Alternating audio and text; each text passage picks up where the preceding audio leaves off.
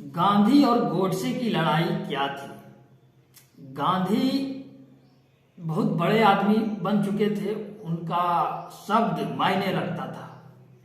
वो जो बोलेंगे दुनिया वही करेगी, कम से कम भारत में तो वही चलेगा। अहिंसावादी थे, शाकाहारी थे, हिंसा के खिलाफ थे पूर्ण रूप से। लेकिन हिंसा तो प्रकृति देन है, हिंसा जो है वो प्रकृति देन है। अगर हिंसा प्रकृति की देन नहीं होती तो वो शेर को नहीं बनाता। शेर का जबड़ा सिर्फ मांस खाने के लिए ही बना है, नहीं तो वो भूखे मर जाएगा। अगर आप शेर को जिंदा रखना चाहते हैं, चीते को जिंदा रखना चाहते हैं, तो कहीं ना कहीं आप हिंसा का समर्थक हैं। हिंसा प्राकृतिक देन है, उसको कोई रोक नहीं सकता है।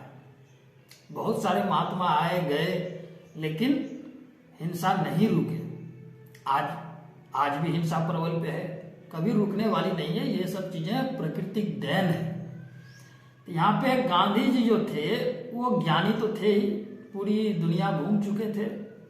उस समय भारत अंग्रेजों का गुलाम था, और अंग्रेज जो थे यहाँ बसने नहीं आए थे। अगर वो बसने आते तो जिस तरह आज मुस्लिम है उस तरह क्रिश्चियन लोग भी यहाँ पे बसते, क्योंकि अंग्रेज का शासन बहुत दिनों तक रहा। लेकिन अंग्रेज सिर्फ शोषण करने आए थे, उसको यहाँ से जाना था। ऐसी बातें नहीं है कि अंग्रेजों को गांधी जी ने भगाया, ये भी बिल्कुल गलत है। आजादी के लिए आवाज उठाई, बहुत से लोगों ने कुर्बानियां दी, लेकिन देश आजाद हुआ उसका बहुत सारा मैटर है। संयुक्त राष्ट्र का गठन हुआ, द्वितीय विश्व युद्ध हुआ, दुनिया तबाह होने लगी। इसी सब बात के लिए संयुक्त राष्ट्र संघ का गठन हुआ कि भाई आप दूसरे देशों को गुलाम नहीं बना सकते हैं, वहां से आपको हटना होगा। सगर से दबाव पड़ने लगा तो अंग्रेज को भारत छोड़ना पड़ा। और यहाँ भी अंग्रेजों को चैन नहीं था, क्रांतिकारी लोग बहुत थे, अंततः अंग्रेजों को जाना पड़ा। तो यहाँ पे बात हो जाती है, अंग्रेजों से तो आजादी मिल ही गई, या अंग्रेज ज्यादा मायने नहीं रखता है। यहाँ सच्ची बात है, कोई अगर ये समझेगा। यहाँ आज भी एक जटिल मामला है हिंदू मुस्लिम का, हिंदुस्तान पाकिस्तान का आज भी है। अंग्रेज लोग तो कब के चले गए, लेकिन ये मामला सुलझ नहीं रहा है। तो गांधी जी जो थे वो यह बात जान चुके थे कि हिंसा से या हम लड़के अंग्रेजों से आजादी नहीं पा सकते, क्योंकि यूरोपीय देश उस समय महाशक्ति थे। हालांकि यूरोपीय देश कमजोर पड़ा द्वितीय विश्व युद्ध के बाद, लेकिन पहले यूरोप के देशों से कोई नहीं जीत पाता था, ये निश्चित बात है। और द्वितीय विश्व युद्ध के बाद यूरोप खोखला हो गया एक तरह से, सारी शक्तियां आपस में टकराई और छिन्न भिन्न होते गया, जिसमें अंग्रेजों को भी बहुत हानि उठानी पड़ी। इसलिए वह ज्यादा पैर नहीं पसार सकता था। उसने देख लिया कि क्रांति का अंजाम क्या होता है, इसलिए उसको भारत धीरे धीरे करके छोड़ना ही पड़ा। लेकिन यहाँ एक जटिलता थी, गांधी की हत्या होने के पीछे भी एक रहस्य है कि यहाँ पे एक जटिल मामला हो जाता है कि हिंदू मुस्लिम, भारत पाकिस्तान। और गांधी जी जो थे अब अहिंसावादी थे, शाकाहारी टाइप का आदमी था। लेकिन बात यह है कि आप कहाँ तक अहिंसावादी हो सकते हैं और कहाँ तक शाकाहारी हो सकते हैं, जबकि सब कुछ प्रकृति का देन है।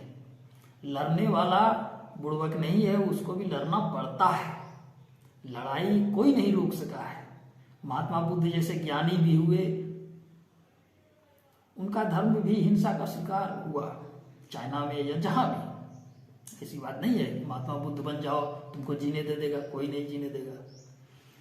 तो ये बातें कहीं ना कहीं एक तरह से भारत को कमजोर करते जा रहा था। गांधी जो विश्व लेवल का वक्ता हो चुका था, जिसका एक लाइन एक शब्द भी मायने रखता था, और वो हमेशा ये अहिंसावादी फेमस हो चुके थे। बहुत बड़ा अहिंसा का पुजारी हैं, वो हिंसा के खिलाफ हैं। लेकिन जब वो अहिंसावादी थे तो उन्हें राजनीति में नहीं आना चाहिए था, उन्हें सन्यासी बन जाना चाहिए था। लेकिन आप राजनीति में हैं और अहिंसा का पुजारी बनकर बैठे हैं, और देश में हिंसा का कारण बहुत सारा है। सबसे जटिल मामला है हिंदू मुस्लिम का। अगर आपको मुस्लिम से ज्यादा प्रेम था तो आप पाकिस्तान चले जाते। ऐसे भी आप महात्मा हो चुके थे, हिंदुस्तान में रहने की कोई आवश्यकता नहीं था, आप पाकिस्तान जाके बस सकते थे। वहां पे आप सुधार करके देखते। जो पाठ आप हिंदुस्तान में पढ़ा रहे हैं वही पाठ कोई जाके पाकिस्तान में पढ़ा के देखे, उसका मूड़ी नहीं मिलेगा, सर नहीं मिलेगा दूसरे दिन। भारत में सबको बोलने की आजादी है, कम से कम बोलने की आजादी है, अपने विचारों को रखने की आजादी है। आप सब जगह पे हिंदू का, भारत का खिलाफ होते जा रहे हैं, यहाँ के लोगों का मनोबल तोड़ते जा रहे हैं, और आप एक बड़ा ब्रांड बन चुके हैं। आपके बातों को काटने की शक्ति किसी में नहीं है। तो ऐसी बात नहीं है कि आज़ादी के समय ही भगत सिंह थे, आज़ादी के बाद भी भगत सिंह है, आज भी भगत सिंह है। ऐसी बात नहीं है कि लड़ाई खत्म हो गई है। भगत सिंह टाइप का आदमी हमेशा रहा है, क्योंकि इंसान के खून में, किसी किसी के इंसान के खून में सच्चाई होती है, जुनून होता है, वो आज भी हैं। ऐसे लोग आज भी पाए जा रहे हैं जो देश के लिए कुर्बान होते रहते हैं। तो आप नाथूराम गोडसे को भगत सिंह से कम नहीं मान सकते हैं। ऐसी बात नहीं, आज़ादी हो गई तो भगत सिंह का जरूरत नहीं है, वो एक तरह से भगत सिंह ही थे। वो युवा पीढ़ी थे। अब गांधी बुजुर्ग हो चुके थे, उनका विचार वो फेमस हो चुके थे, उनको हराने का कोई तरकीब नहीं था। दोनों अपने अपने विचारों से मजबूर हो गए थे। गांधी भी कुछ हद तक ठीक थे, लेकिन अहिंसा कहां तक संभव हो सकती है? पूर्णतः अहिंसा पे अगर दुनिया चलती तो सिर्फ भारत ही नहीं है, पूरी दुनिया में हिंसा हो रही है। जहां भी जाइए आप, हम कहते हैं कि आप भारत में तो थोड़ा बोल भी लेते हैं, यही चीज आप पाकिस्तान में जाकर बोलिए, दूसरे दिन आप नहीं रह पाइएगा। यहाँ तो बोल लेते हैं। तो सभी जगह क्रांतियां तो चलती ही रहती थी। इनका विचार हमेशा हिंदू भाई के खिलाफ हो जाता था या भारत के खिलाफ हो जाता था, और इनका जो विचार होता था उसको काटने की क्षमता किसी में नहीं था उस समय। तो यहाँ पे गोडसे जो थे तो वो युवा पीढ़ी के लोग थे।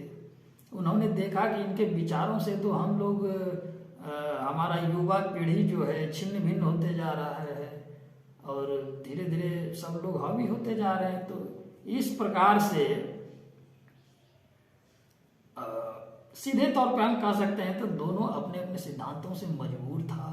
गांधी को सिद्धांत से कोई हिला ही नहीं पाता था। तो इन कारण से नाथूराम गोडसे को यह कदम उठाना पड़ा। ऐसी बात नहीं है, गोडसे जो थे वो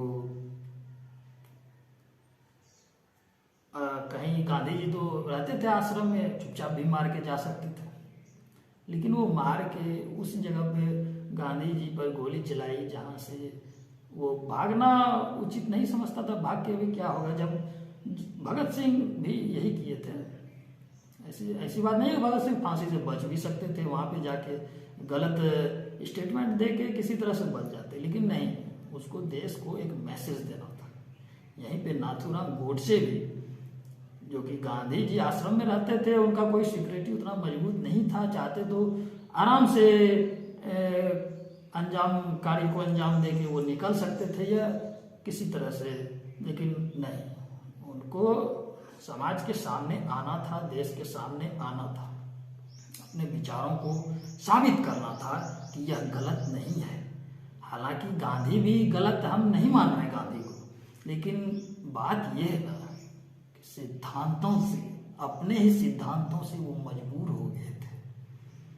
तो इन दोनों की लड़ाई, वैसे तो वृत्तांत में जाइए, विस्तार रूप में जाइए तो बहुत बातें होती है, लेकिन छोटे समय और छोटे शब्दों में इतना क्लियर किया जा सकता है कि गोडसे गलत नहीं थे, और आज़ादी के बाद भी भगत सिंह का जरूरत था, और गोडसे एक भगत सिंह ही साबित हुए हैं। सरकारें बदलती रहती है, कभी किसी को देशद्रोही, कभी किसी को देशभक्त, ये सब प्रक्रियाएं तो चलती ही रहेगी। अगर अंग्रेज आज होते तो क्या भगत सिंह को देशभक्ति की उपाधि, देशभक्त की उपाधि मिल सकता था? नहीं, वो देशद्रोही हो जाते। लेकिन बात है कि वो जीत हासिल किया तो आज वो देशभक्त कहलाएगी। बात है जिसके लिए आप लड़े हैं वो लोग आपको नहीं भूल सकते हैं। सही गलत की बातें कोई नहीं सुलझा सकती है, कोई नहीं। ये प्रकृति की देन है, और सत्य, हिंसा, ये सब प्रकृति की देन है। बात यह रह जाती है कि आपके लिए कौन खड़ा है, कब तक खड़ा है, क्यों खड़ा है, उसके प्रति आपका जो जवाबदेही बनता है वो आपको रखना पड़ेगा। नमस्कार।